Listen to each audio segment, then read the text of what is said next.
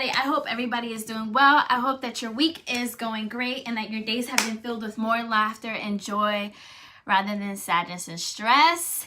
Today's video is all about learning to be still and honoring your body.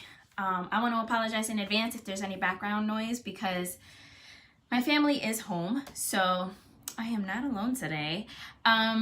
So yes, the message for today is learning to be still. If anybody is familiar with Eat, Pray, and Love, they have a novel and they also have a movie on it. Julia Roberts starred in it. And pretty much the story is about this woman who was married and she lost everything because she went through this divorce and she lost everything. She had a dream of traveling, so she said, all right, well, I'm going to travel then. She ended up going to Bali. She went to Italy and she went to India. And out of all the places that she went to, they were all, it was a very inspiring movie. I loved it. But one of the things that really made an impact was when she went to Italy, she met people and they showed her the culture and the way that they do things. And it was just so beautiful and romantic. And it wasn't romantic in the sense of like people romance, but it was more of like a romance with life, and it was just rich and living, and I thought it was so beautiful and inspiring.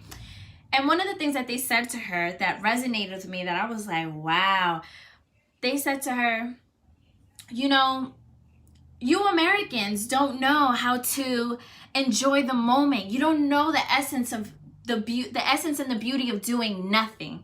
You don't know what it's like to drink coffee and just savor it and enjoy the taste. And I thought, wow. And she went out of her way and she tried to just be still and do nothing. And I thought that was so impactful because I'm from New York. So we don't do that here. We don't just sit still and do nothing here, but that's not a thing.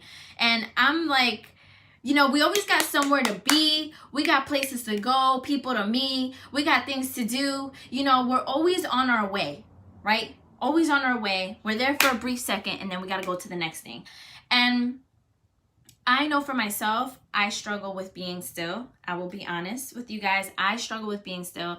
I always have projects to do. I am always overwhelming myself with things to do. I struggle with understanding that it's okay to say no in terms of to myself, not to other people. Because I have sometimes this mentality that I can do anything. If I put my mind to it, I can do it. But then it's like, okay, girl, your mind is ready to run a marathon, but your body isn't. And you need to get yourself in order first. And so my whole point of saying this is that we need to look at our life in different areas and see where it is that we are being overstretched and identify whether that overstretching is for growth or that overstretching is something that we placed upon ourselves and our ego won't let us let it go. Because sometimes our ego makes us feel like, I can't let this go. I started it. I have that. I can't say, I can't cancel this. I can't not do this. I already said what I would do.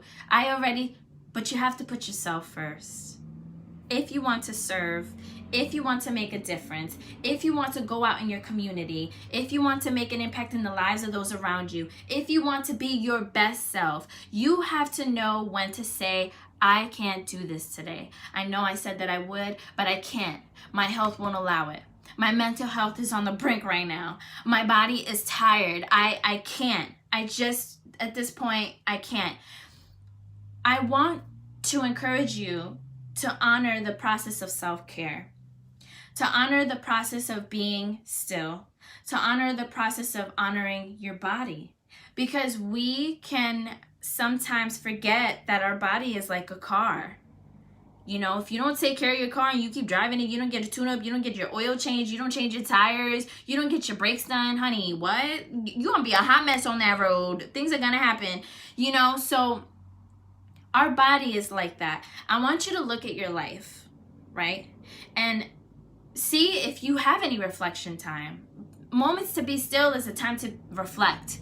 It's when the water becomes still, and still waters show reflections, and reflections help us grow because we get to see what we're really dealing with. And I want you to notice whether you are eating healthy, are you drinking enough water, are you sleeping enough, are you having enough time to sit and be still and reflect? And maybe even notice if you struggle with being still. I know for myself, sometimes I have to get knocked out, like I have to get sick or something. I don't lay in my bed throughout the day. I just don't do that stuff. And if it's a snow day or something, I'm like, okay, then it's a great day to, do art. It's a great day to clean. It's a great day to paint the room. Like, I'm always on the go, and I feel like sometimes that's the detriment to your purpose. Sometimes it's counteractive because you are wearing yourself out in so many areas, and sometimes you're not being called to serve in all those areas. Sometimes your ego is too big to say, yo, it's okay to put this down right now. Maybe it's not the season for this.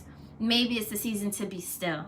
And I want to encourage everybody, yes, use your senses to become still. Drink your coffee, drink your tea, and enjoy the flavors and enjoy the time. Look at the autumn leaves and the changing colors. Look at everything. Look at the snow. Whatever season you're in, look at it and enjoy and appreciate what you see and what you hear, the music you listen to. Get into a place of being still and using your senses to get grounded.